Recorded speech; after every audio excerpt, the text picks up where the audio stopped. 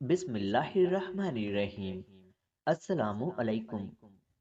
मेरा ससुर उम्रा करके वापस आया तो उसी रात नौकरानी के कमरे से चीख की आवाज आई। जब मैंने देखा तो मेरे ससुर नौकरानी को कंधे पर उठाकर कहीं ले जा रहे थे।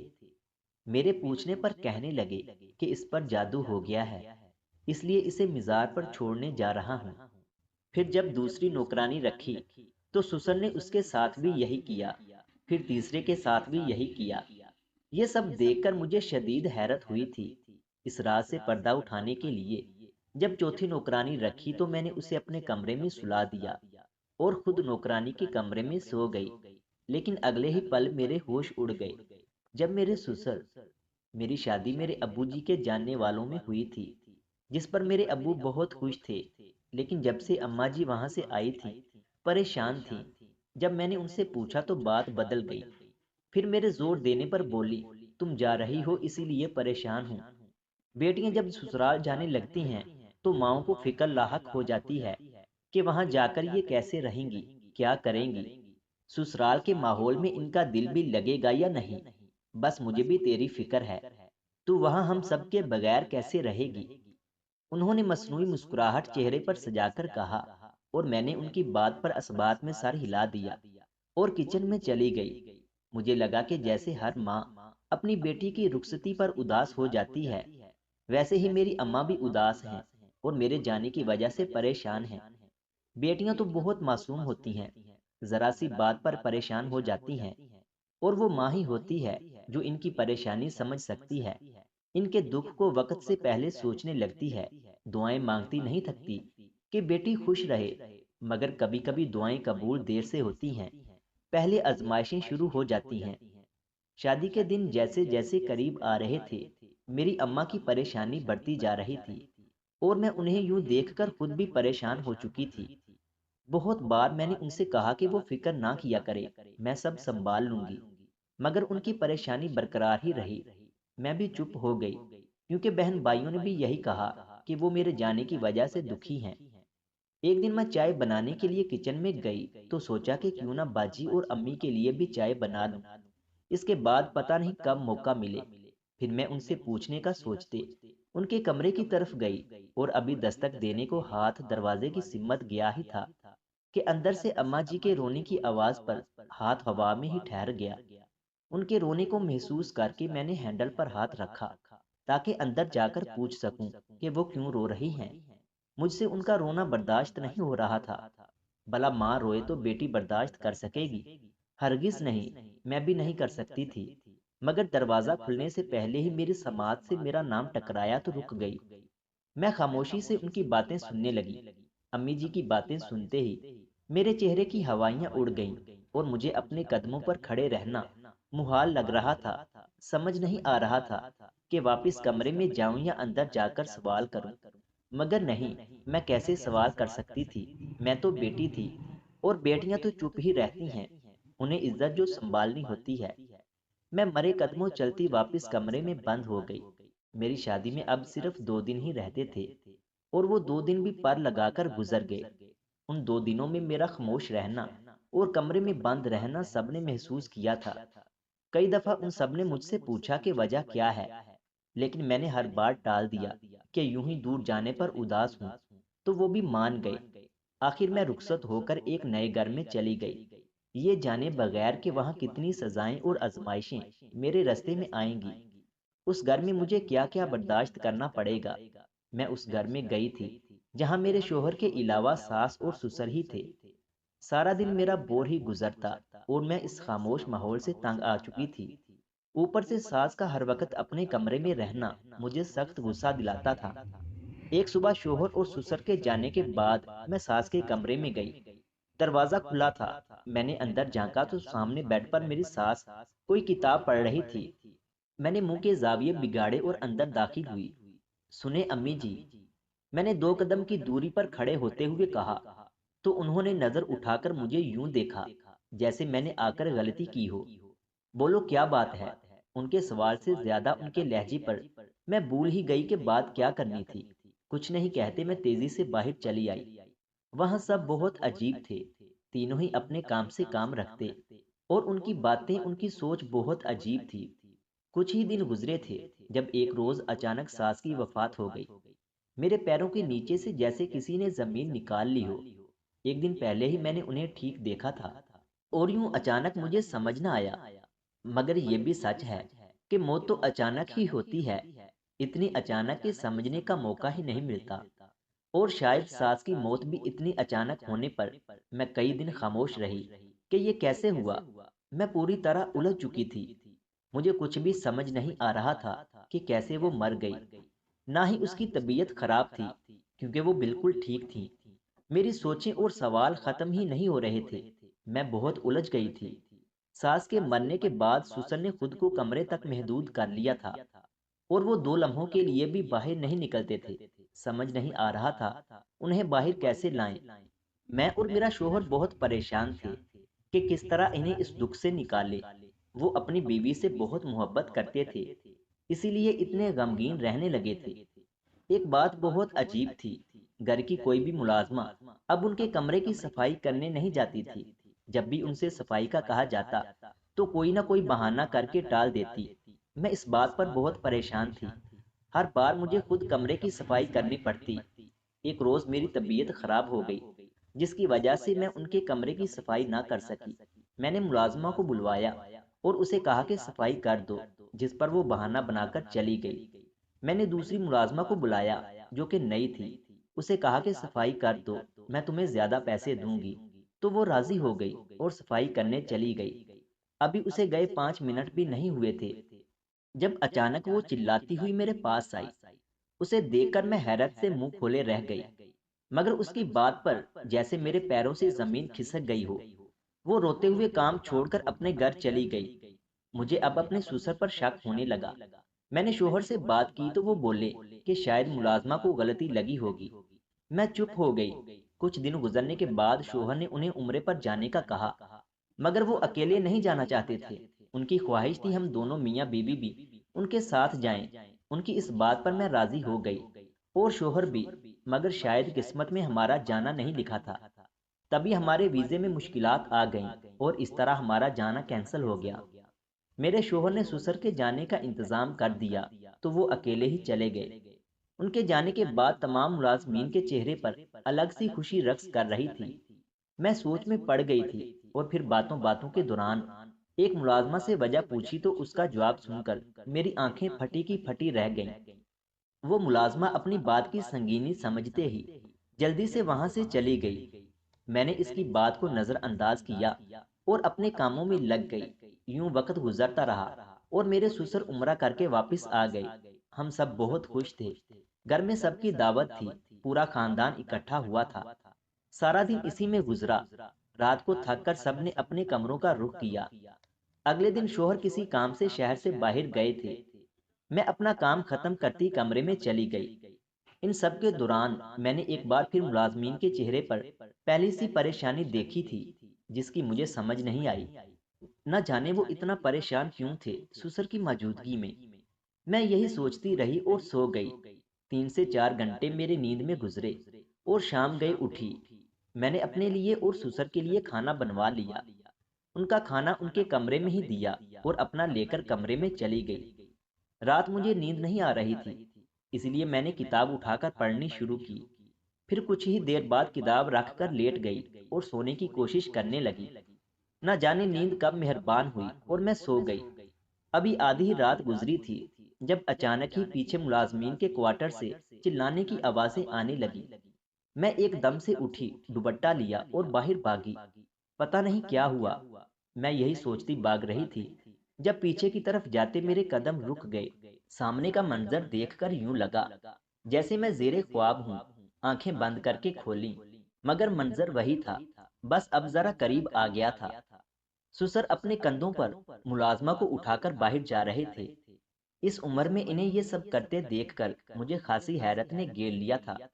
साथ शर्मिंदगी भी महसूस हो रही थी। मैं उन्हें यूं देखकर समझ न सकी कि क्या कहूं। तभी वो खुद ही बोल पड़े, बहू इस पर जादू हो गया है, इसलिए इसे ले जा रहा हूं, वरना ये सबको नुकसान पहुंचा सकती है। उनके कहने पर मैंने पूछा कि इसे कहाँ लेकर जा रहे हैं। तो वो जल्दी से बोले, जैसे पहले से सोच रखा हो कि इस सवाल पर क्या जवाब देना है। मैं इसे मिज़ार पर छोड़ने जा रहा हूँ। वहाँ एक बाबा जी हैं, वो जादू का हल करना जानते हैं। उनसे कहकर दम करवाऊंगा और ये फिर ठीक हो जाएगी। मैंने उसके बाद कुछ ना पूछा और वो चले गए। मुलाजमा मुझे पुकारती रही, लेकिन मैं कमरे में चली गई। उसके बाद नींद तो जैसे मुझ पर हराम हो गई थी। मैं चाहकर भी सो न सकी। समझ नहीं आ रहा था सही क्या था और गलत क्या था। सुबह हो गई, जो काफी बोझल थी। आपके सामने जुर्म हो रहा हो और आप खामोश रहें, तो फिर यकीनन आपका सुकून आपसे रूठ जाएगा। यही मेरे साथ हो रहा था। मैं सारा दिन बुखलाई बुखलाई फिरती रही, कहीं सुकून नहीं मिल रहा था, और शोहर का इंतजार करने लगी, जो 1 महीने बाद आने वाले थे। बहुत कोशिश के बाद भी मेरे जहन से वो वाकया नहीं जा रहा था। मैं सहन में चक्कर काटने लगी, जब एक बार फिर वही आवाजें आने लगी।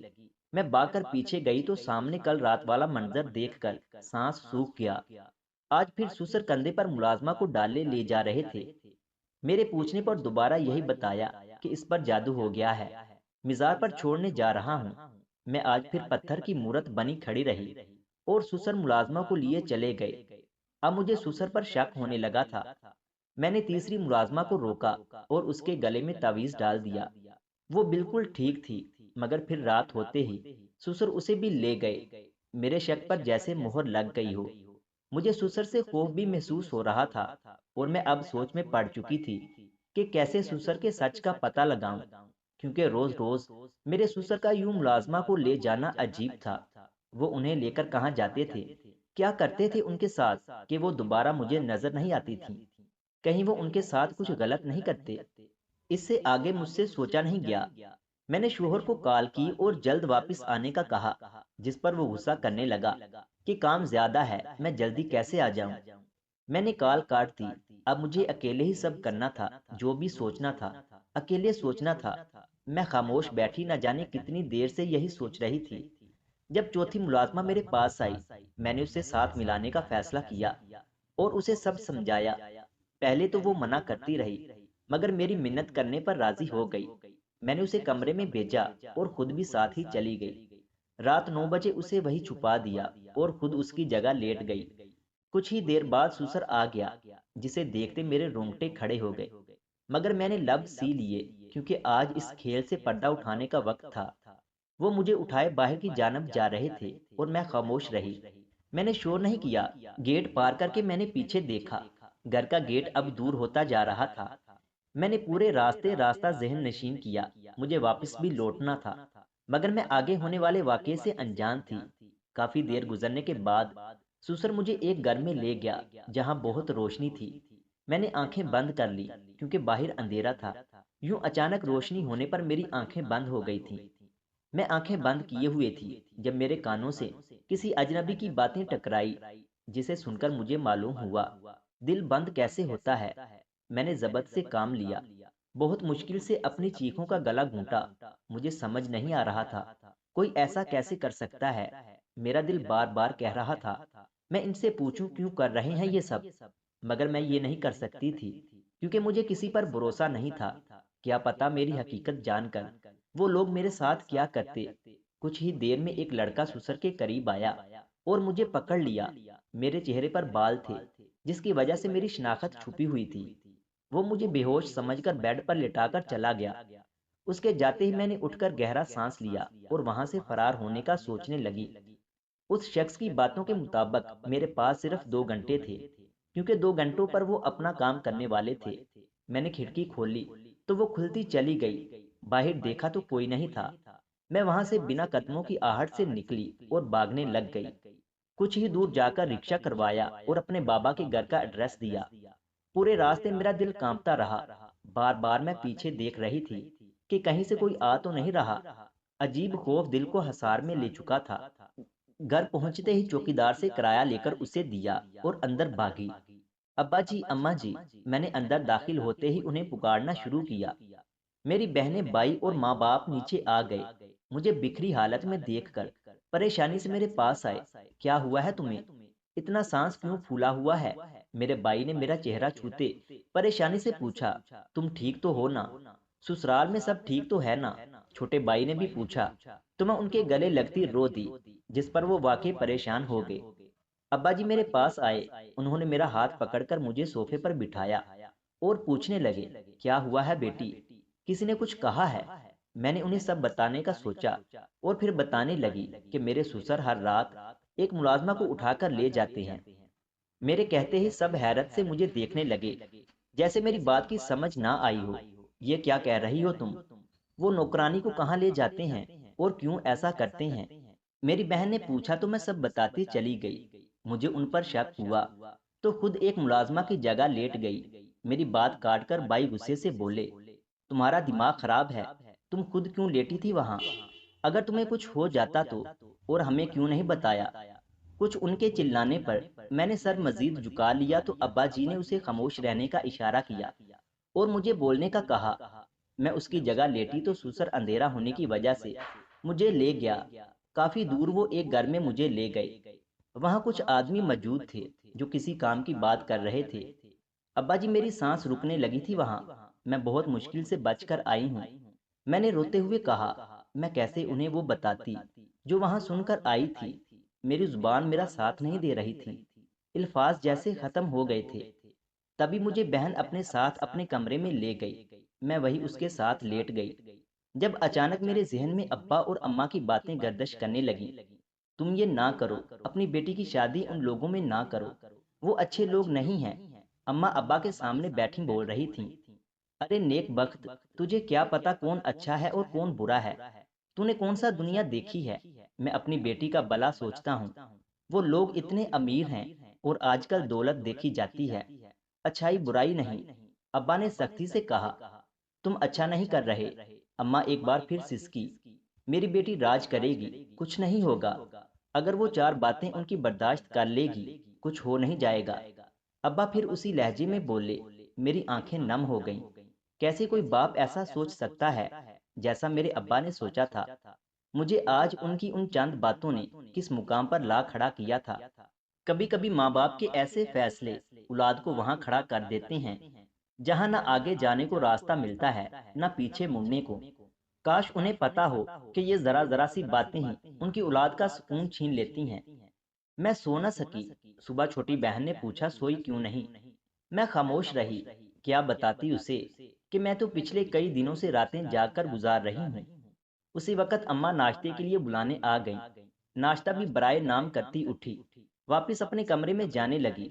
जब दरवाजे पर दस्तक हुई, मैंने दरवाजा खोला तो खौफ से चेहरा सफेद हो गया।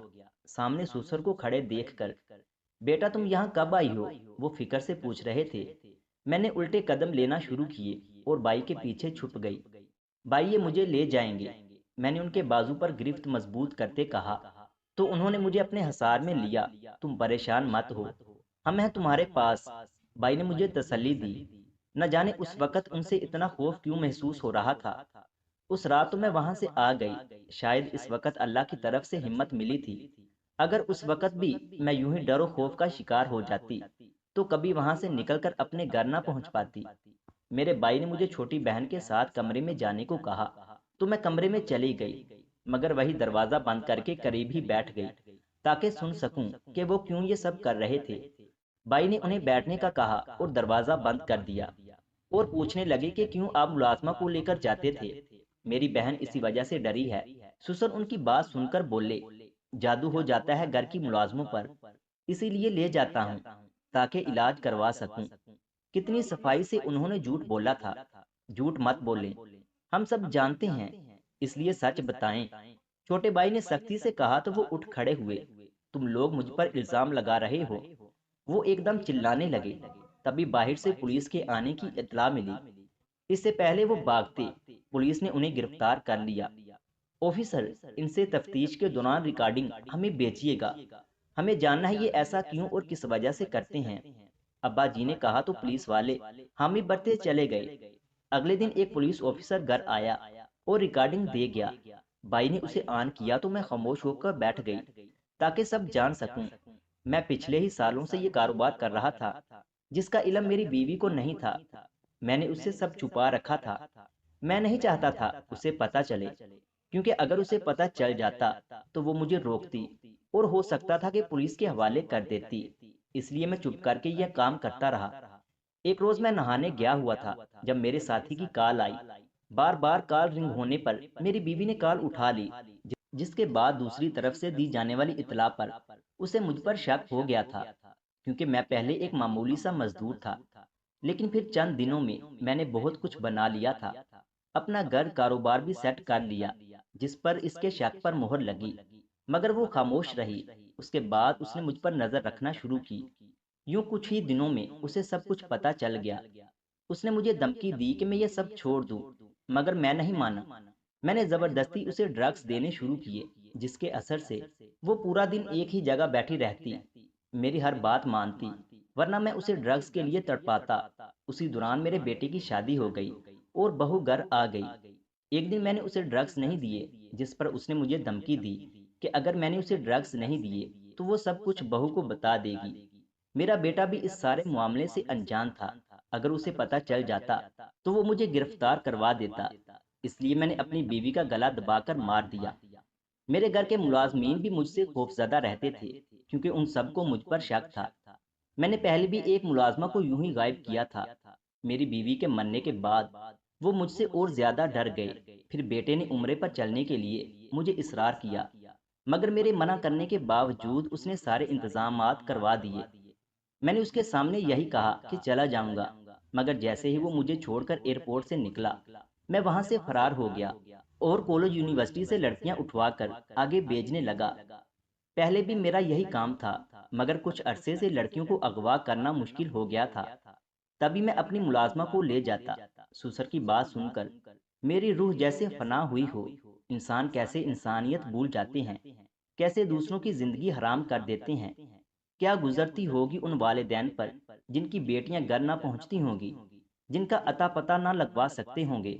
वो सब ऐसे मर्द जो औरत की इज्जत को बेच दें, मर्द नहीं जानवर होते हैं। मैंने अपने शोहर के साथ जाने से भी इनकार कर दिया। मुझे क्या पता था, कल को अगर वो भी अपने बाप जैसा बन जाता तो मैं कहाँ जाती। मजीद इस तरह की वीडियोस देखने के लिए हमारे यूट्यूब चैनल इल्मी रूम को सब्सक्राइब करें।